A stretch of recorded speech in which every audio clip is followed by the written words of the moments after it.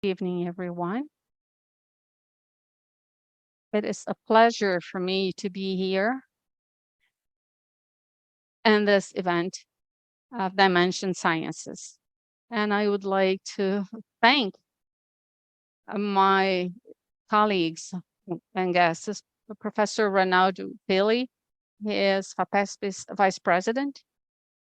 This is the main agency that fosters research in São Paulo. And we have also with us Milena Freire, which is also part of the foundation that supports the research in the state of Rio Grande do Sul. And it is a privilege to have both of them in this event because they will share with us some of the initiatives that in Brazil are really initiatives. I mean, they're in the very much beginnings because we do not have a consistency inclusion policy for minorities in the Brazilian science. And that's why it is a great pleasure to have them here. Professor Ronaldo, thank you very much for being here. Professor Milena, it's also great to have you here. Well, as I would like to ask Professor Pili to allow me to start with Professor Milena. She will have 10 minutes to share her remarks with us about inclusion of minorities in the Brazilian sciences. And after that, Professor Ronaldo will come into this panel and he will share his remarks regarding the initiatives in the state of São Paulo. After that, we'll continue the pitch from the scholars, and then we'll be back and we will hear our colleague Marcia Fournier, the CEO for Dimension Sciences. She's going to share some of the initiatives with us. And after her, we will have a Q&A session. So now I will turn the floor to Professor Milena Freire. Once again, thank you very much for being here with us. Thank you, Professor Ronan. Good evening, everyone. I would like to start by thanking you for this invitation and this opportunity to be in such an important and special event like this one, and to be able to talk to you about topics that are urgent and which are equity, diversity, and inclusion and research in Brazil. I am Milena Freire. I am a professor at the Federal University of Santa Maria. And currently I am part and I'm coordinating the assistant committee to work with the diversity and inclusion of the foundation that supports research in the South region and Brazil. It is interesting to mention what this commission does. This commission was put together in July of 2023. So we are only 6 months old and we have only 6 months of activities. And our purpose is to provide support to the Technical and Administrative Council of the FAPESP, or the federal or support agency in the South. So probably Professor Ronaldo will be able to share with us a similar project from FAPESP in São Paulo and FAPERJ in Rio de Janeiro, FAPEMIG in Minas Gerais. So in recent years and from the last year up, we have different commissions and different formats, really thinking about all the topics related to diversity, equity, and inclusion to foster policies that have that need, specifically based on their research foundations.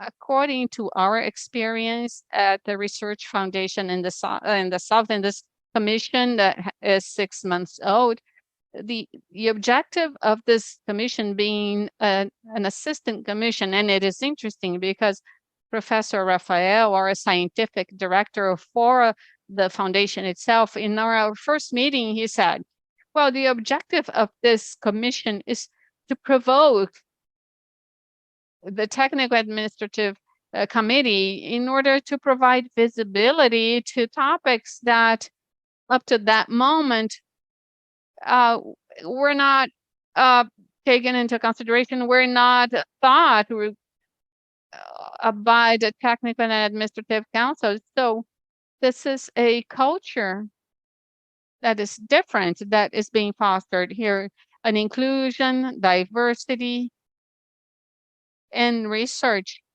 that maybe needs this provocation from the different points of view of people, of researchers that have in their own practices and based on their associations with other movements that bring that type of experience to the foundation itself.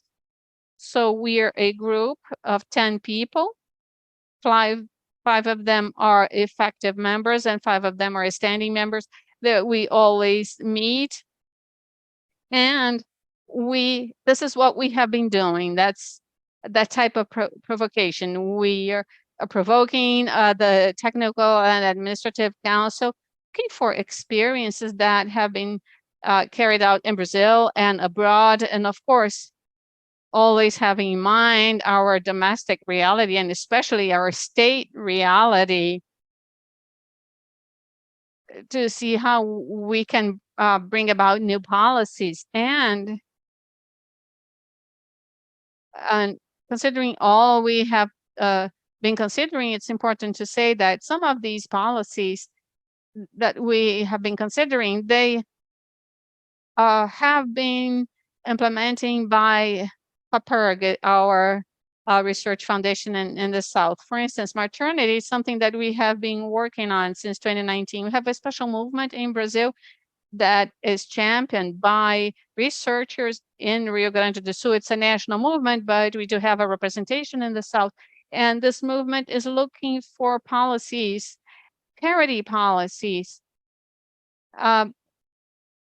analyzing the impact of parenting to the participation and the progression, specifically here focused in researchers that become moms.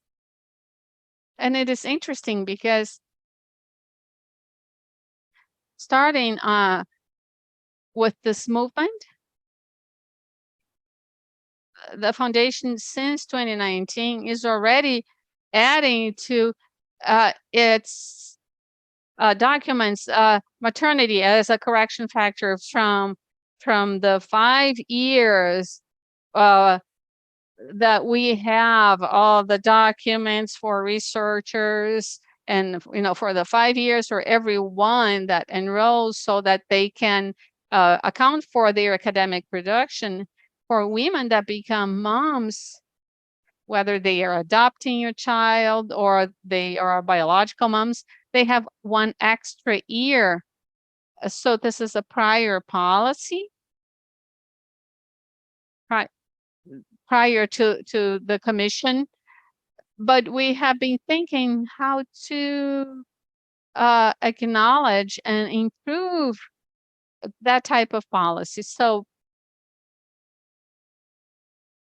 actually, I have some provoking data here because we have to think about the diversity, equity, or non-diversity, or non-equity and non-inclusion of research in Brazil, also based on data recently surveyed, and they relate to the productivity scholarships from the CNPq, which is the largest fostering agency that we have in Brazil that is under the Science and Technology Ministry. So we then will be able to find out what is the profile of those researchers that receive this productivity scholarship, and so that we can understand the academic merit here.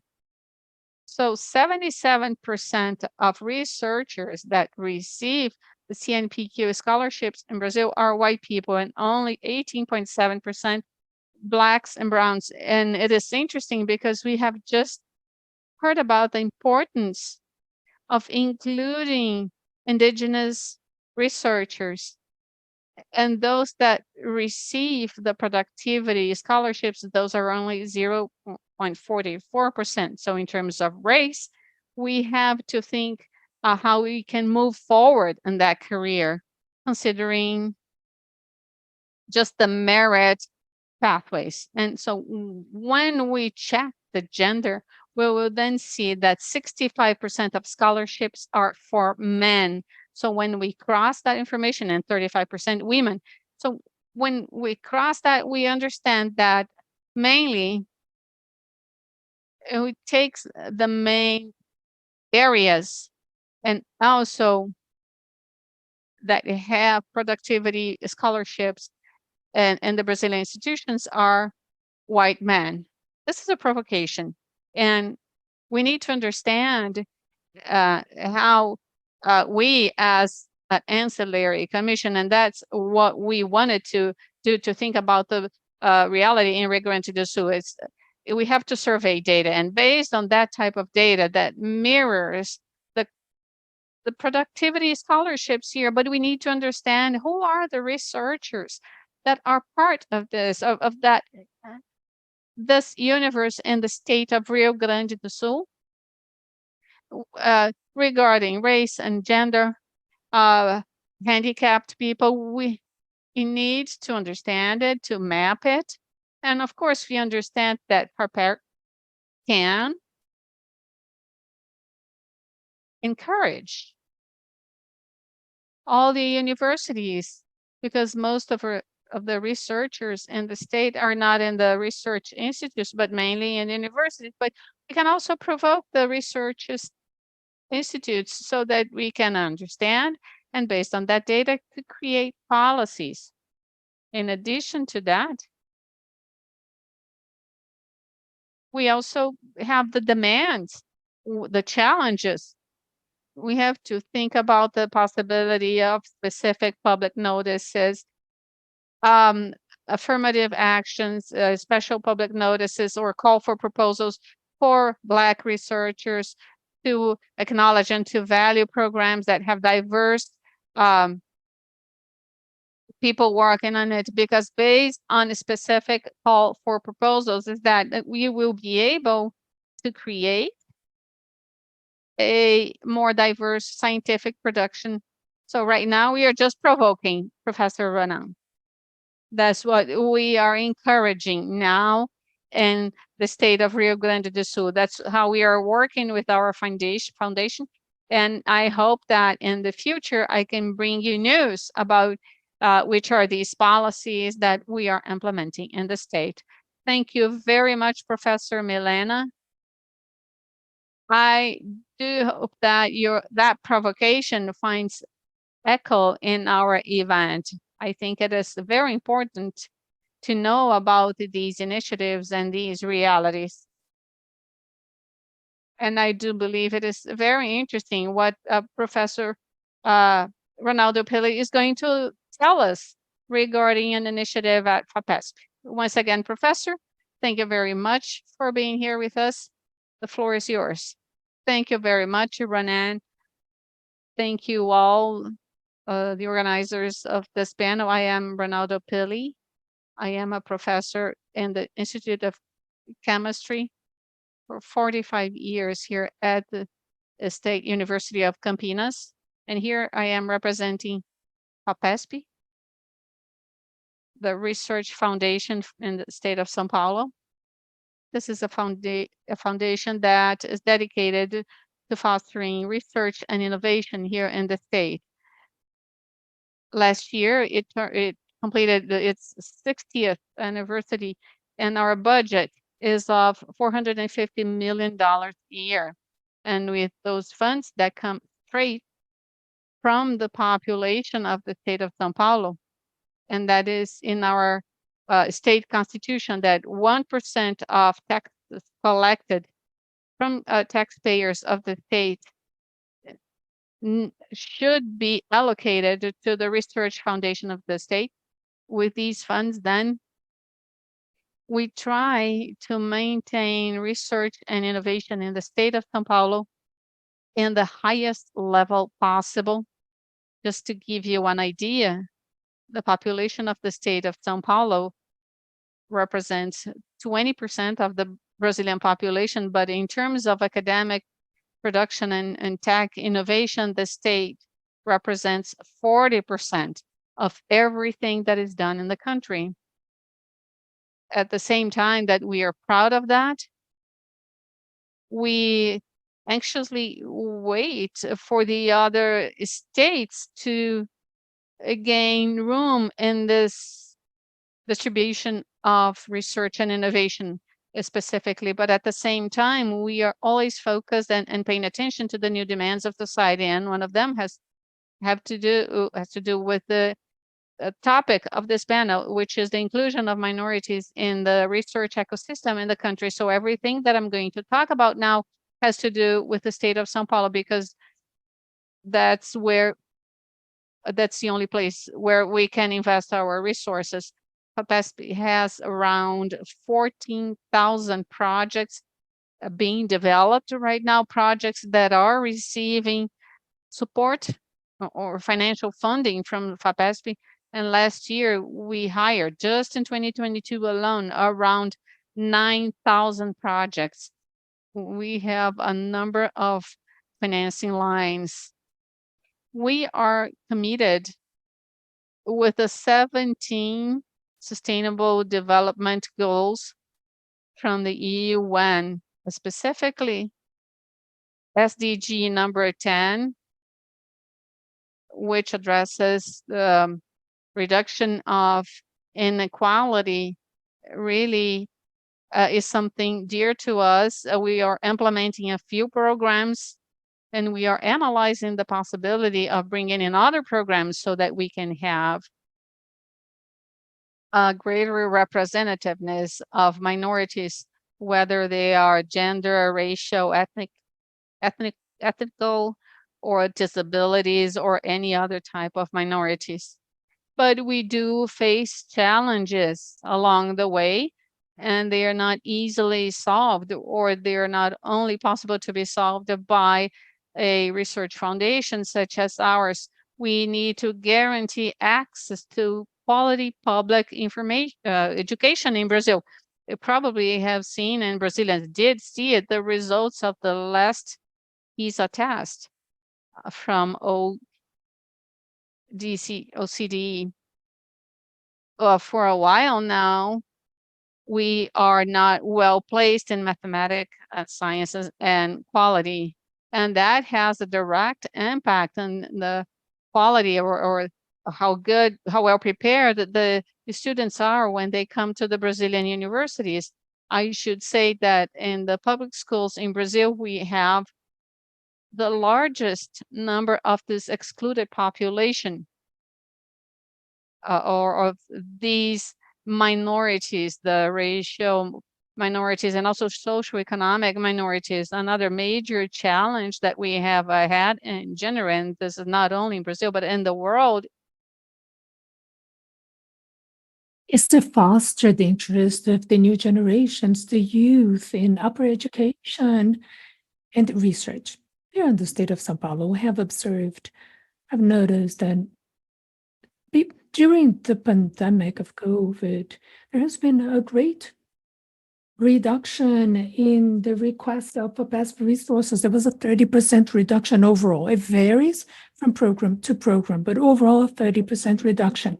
And we also see a reduction in the number of enrollments in undergrad courses of public universities of our state.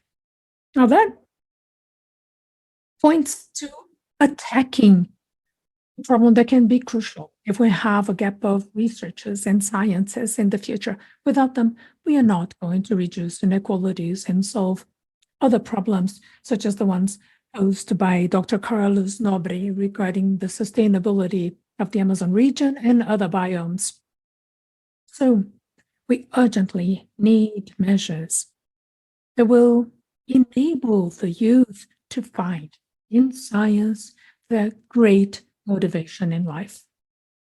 I do not know how we can address this problem that we're facing, but undoubtedly, we have to ensure them professional skills so that they can join the labor market in a qualified manner. In other words, challenges like sustainability, climate change, energy transition, and AI, artificial intelligence, all of that has to be in the radar of our programs of teaching, research, and innovation. In fact, FAPESP has had programs in that direction for many, many years. We have the Biota program, for example, which wants to encourage research on our biodiversity. And as mentioned, we can have a possibility of an economy which is biodiversity based. We also have a program geared to energy transition, the new sustainable energy sources. It's called BioM. We also have another program, a project on climate change and on AI. All of these programs aim to provide financing for these central issues to be addressed. But what FAPESP, the São Paulo Research Support Foundation, is doing to promote equity in terms of minority groups? Well, FAPESP is part of a global alliance called the Global Research Council, which aims to make the research ecosystem more diverse and more inclusive. At FAPESP, we have a working group dedicated, just like at FAPERBS, as Professor Milena Freire informed us. So a working group dedicated to diversity, equality, and inclusion, DE&I. And we also have a maternity leave program just like ours for the scholars who become moms. That maternity leave lasts 4 months. In the syllabus, which is what we use to analyze the professional past of each applicant of FAPESP resources, it's almost like a resume, but quite summarized. And in that resume, we allow the applicant to tell us, for whatever reason, maternity or whatever the reason why they had to stop their studies and research. And that helps us understand the possible gaps in academic production that they might have had. Like I said, we have a DE&I working group, and one of the concrete actions of this working group was the allocation of 800 scholarships for undergrad students who went to higher education through affirmative actions. And this was a big inflection point in terms of including minority groups in Brazil. Unicamp, the university that I belong to, about 20 years ago, implemented an affirmative action program. And so students that finished or graduated high school in public schools, they could have additional points, particularly if they wanted to start studying medicine or computing sciences, engineering. But definitely 10, 12 years ago, that's when all public universities of the state of São Paulo started having some kind of affirmative action to encourage the admission of minority groups, either for race, ethnic group, or social economic condition, so that they could join the programs of our universities. And that changed a lot the profile of our undergrad students. Now, a little over 50% of undergrad students in public universities in the state of São Paulo are people who graduated high school and public schools. Also, the number of people graduating increased significantly. in particular Blacks, that have increased a lot in terms of number of people graduating from our universities. We also have some actions geared to scientific communication and students for these programs. There is a FAPESP program called Science for All, where high school students, again, public high school students, and by public schools, we refer to a cohort of students that are primarily coming from a lower social economic income bracket, and that can also be related to race and ethnic groups. So these programs all aim to include these public high school students in activities where they can develop research related to some kind of problem impacting the communities where they live. Could be, for example, disposal of recyclable materials or production of biodiesel, to illustrate how these materials can be recycled for the benefit of society, and also other issues that impact the communities where, or the slums where these students live. Lastly, I'd like to refer to a program that has a lot to do with what Professor Carlos Nobre mentioned, which is a program called Amazon 10 Plus. This program was designed and conceived at FAPESP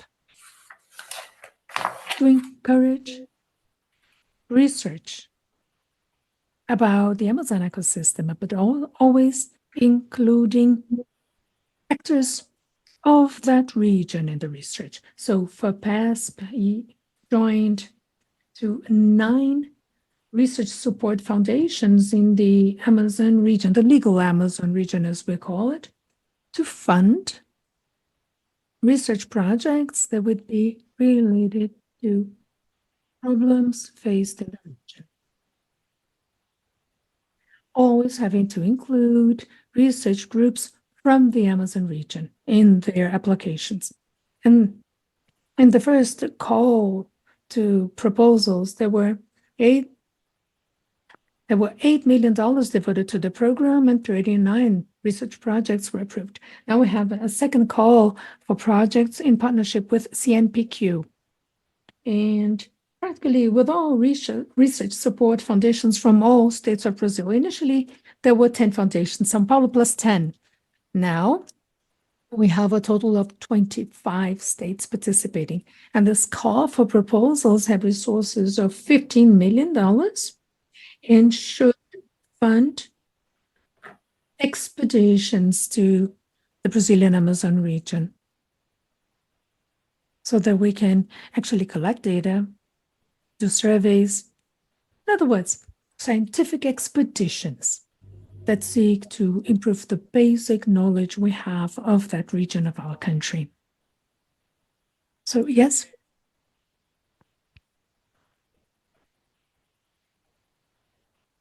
Professor Billy, it is so pleasant and it is so important to hear your input regarding the initiatives of FAPESP in the state of São Paulo. And you probably realize that many of these initiatives were unknown to me and to the whole audience. I think it is extremely important that we are all aware of these initiatives for the benefit of the whole population, particularly minority groups who do not enjoy the same conditions and the same opportunities that more privileged groups in society do enjoy. We would like to continue, Professor, but perhaps we need to move on because now we will continue with our competition of sales pitches. But during the Q&A, please feel free to continue and to add more information that you might have. Thank you very much. Very well now. Thank you.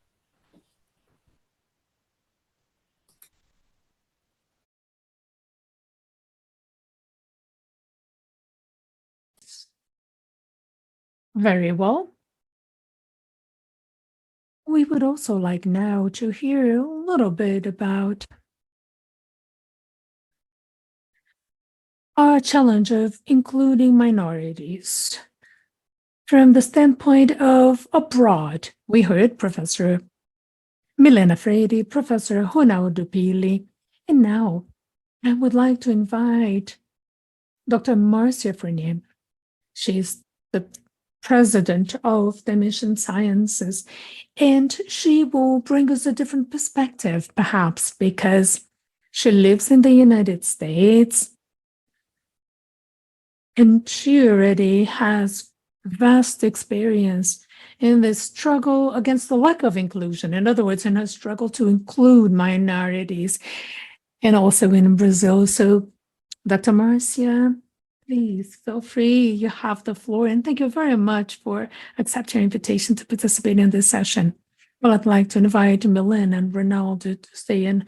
Also, you, Ronan, to keep your cameras open because I'm not going to be making a presentation. And this is a chat.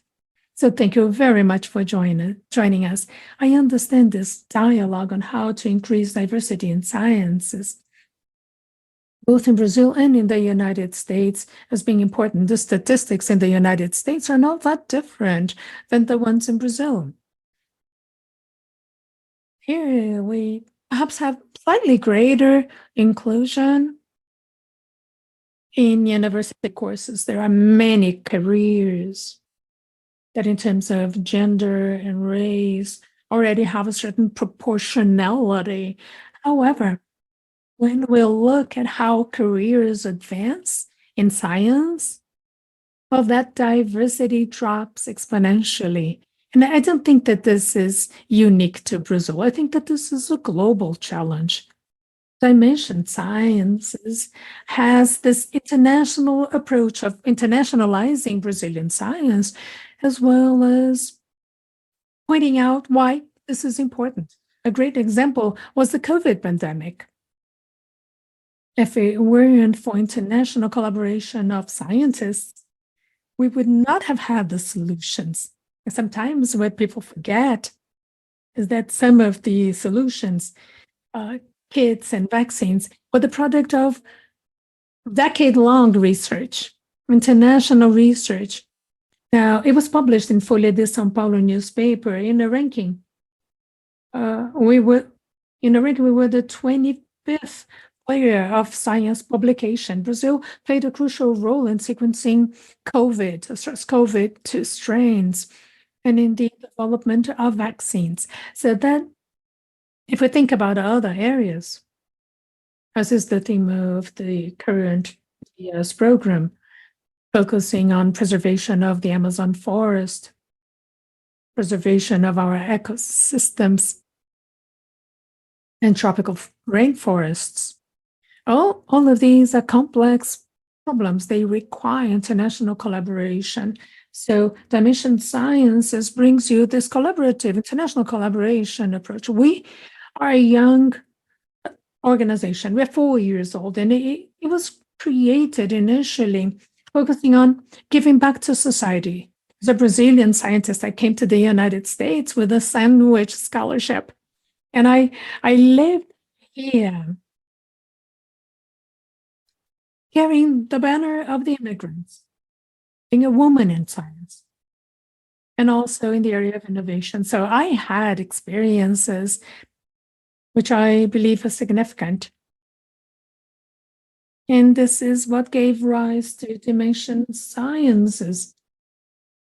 Coming from Brazil, having a scientific training in Brazil, and now operating in the United States. So Dimension Sciences has this international focus. Now take a step back, and I'm going to finish because I want to give everyone some time to ask questions. As a relatively small organization compared to state research support foundations, our role is slightly different than yours. So I start with a question. How can we collaborate? How can Dimension Sciences add to the initiatives that are taking place in Brazil driven by your foundations. I think this is the role of the dimension sciences to add, to collaborate. We can speak about the DES program. It's focused on diversity, but it also focuses on scientific merit. I often get the question, why provide support to diversity? I want to support the best science, people claim, but the best science is also made of diversity. Inclusion of ideas, experiences that diversity brings is crucial for the solution of this problem. So that's just kind of a summary. And I'd like to invite you to comment. How can we, as a nonprofit organization,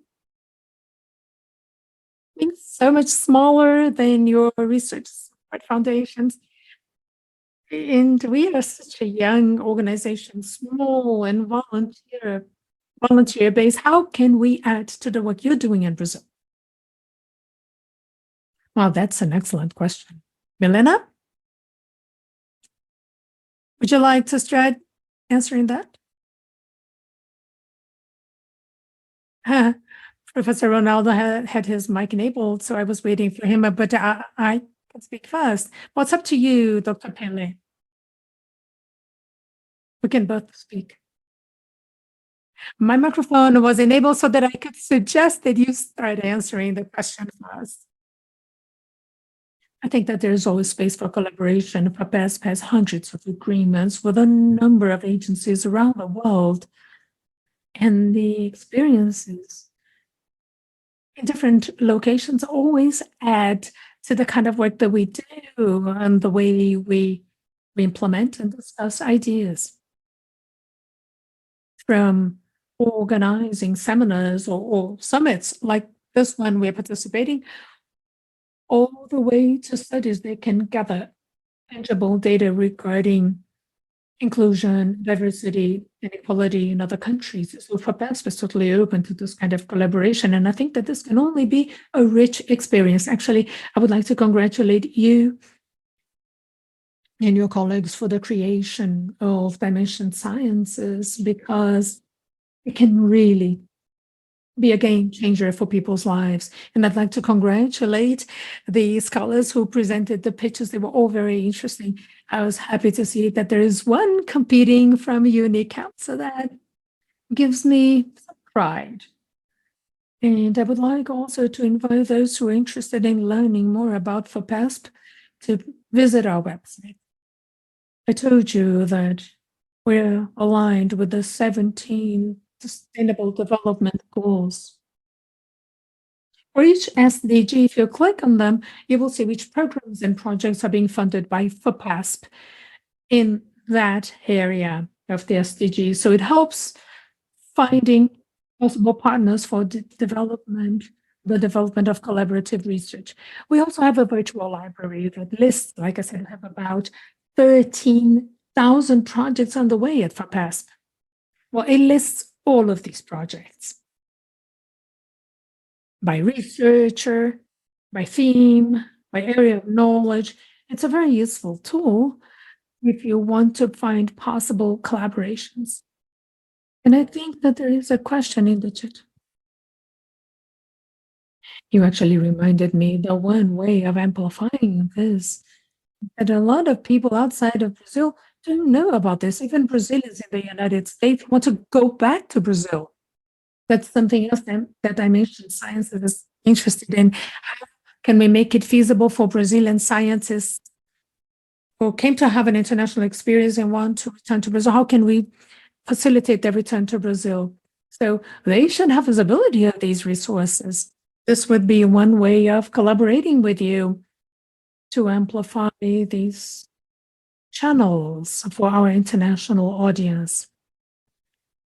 I would draw your attention to a program that we have called Young Researcher, which aims to fund for 4 years somebody who already has a good training, a PhD degree or a postdoc degree, even if they are not affiliated to any research institution at the moment. They can get a generous funding, which I should say, generous, and then they will look for a research institute or a research university that can welcome them. Normally, this is very important because it brings resources to the institution, the university, and there is a public examination because that's the way in which we hire our professors for higher education in Brazil.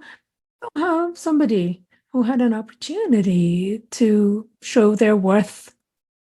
So it's a very useful and efficient way to bring back these young scientists who are abroad and who are so talented, and there are many. One of our scholars who is here as one of the members of the jury of the pitches is Romulo Neres. When he started his first scholarship in our COVID task force, he was returning from UC Davis. And he didn't have any grant in his department. Can you imagine? A high-level researcher like Romulo. Somebody has millions of followers and communicate science. Romulo, I'm putting you in the spotlight, but I mean, it's the example of the kind of scholar that we support. These are scholars that have at least a master's degree in Brazil, but they're not going, that are in between grants for their research. Either they're coming back from abroad or they're moving from a master's degree to a PhD, from a PhD to a postdoc, from a postdoc to a job. And these people are highly skilled, but they're working full time without any financial support for their research. This is what we were thinking when we studied dimension sciences. We didn't want to replicate what was already being done by you, by Milena, Ronaldo, and a lot of others in Brazil. But we found this niche of providing support in these difficult moments. That's why our program is called Dimension Sciences Bridges. We are creating bridges.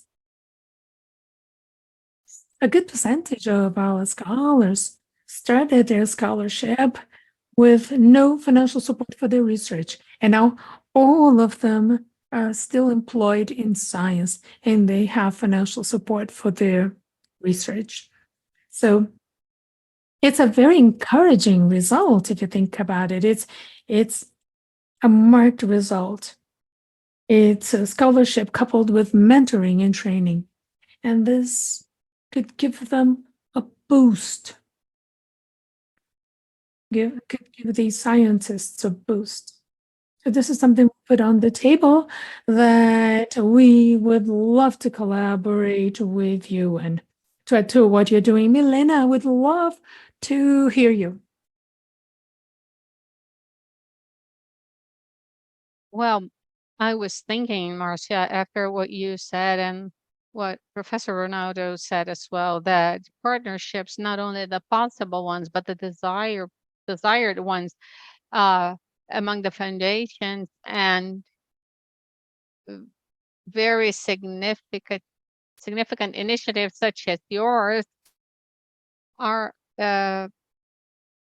especially important for really touching people and turning this topic more sensitive, because as we can bring the minorities to research, to the university, the exchange of information about the diversity, inclusion, and equity in research is really significant, because there is a movement and there is a society's demand, and it seems to be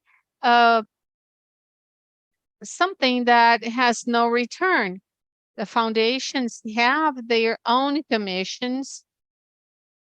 The universities have the committees for gender and race equality. And I think we are in a new era. And I want to believe that everything that we talked about, diversity, inclusion, and equity, has a significant social role.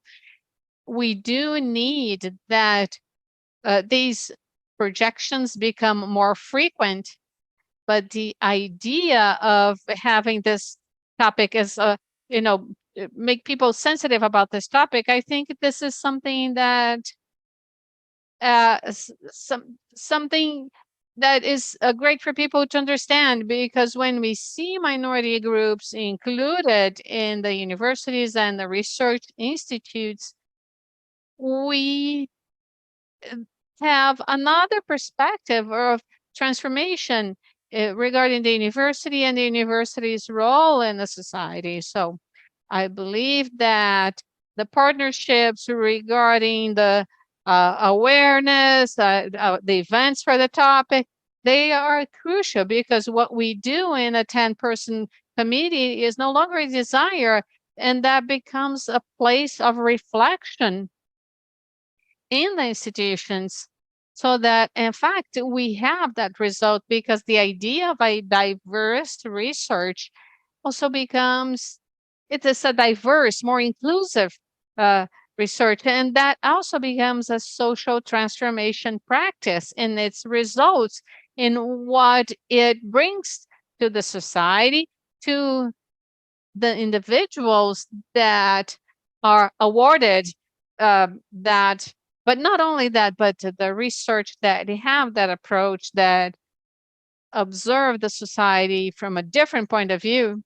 I think that's what we need to encourage, starting on the partnerships and on everything that we have done as a commission and as a foundation. Well, I would like to wrap up. I think Lothar is waiting for the other sessions. But I would like to turn the final remarks to Ronaldo, Milena, and Marcia, if she thinks is right. I would like just to share a few questions. I will ask them all, and if you can briefly address them, I think that would be great. Here we have a question from Maria Ingles. She talks about that social area, that social group, if how efficient it is, and what would be really good, and what would really work in terms of including minority in an adequate and in an efficient manner. Also, Leila has an interesting comment. She says, if all these research foundations would create a bridge program, the Brazilian science would take off. This is an interesting comment. I do believe there is a lot to be done. I think that there's a lot to collaborate to, so that we can have this objective reached. So once again, thank you very much, Professor Ronaldo Pili. The floor is yours for final remarks, and also Professor Milena, please make your final remarks. I would like to thank you once again for this opportunity. There is this question from Mariana, being very straightforward. FAPESP does not have a specific programs for Black or indigenous peoples right now. We always work with experts about the data available. Well, that issue that we do not have the social groups defined, yes, is something that we are still working on, because we do not want something. Remember, this is the money from the population of the state of São Paulo. We do not want to have, to run a risk to have the different quality in different projects. So we work in a very safe way. So maybe in the future we can have that if the data available will show us that. Now, about the bridges that Leila suggested, I think it is interesting. FAPESP already have bridge support for interns abroad. All scholars from FAPESP already have funds so that they can spend abroad from scientific initiation, 6 months, 1 year, or 3 years, depending, masters or PhD programs. And I think we are starting all these actions from inclusion agencies. They are very much in the beginning. These are initiatives that you said, and we are starting to develop them. We do not need to rush. We do not just go in a hurry, but we have to be aware of all the possibilities as just as everyone in the society. And I think the future will bring about other significant initiatives in this area. Leila does not agree. She says, no, no. Yeah, yeah, that this is what I said. What I mentioned is that for those that is already has a scholarship, I don't know if we would be able to have something special for someone that is not does not have a scholarship yet. But anyway, Milena. Well, thank you for this opportunity. I feel that we would have a lot to talk for a long time, right?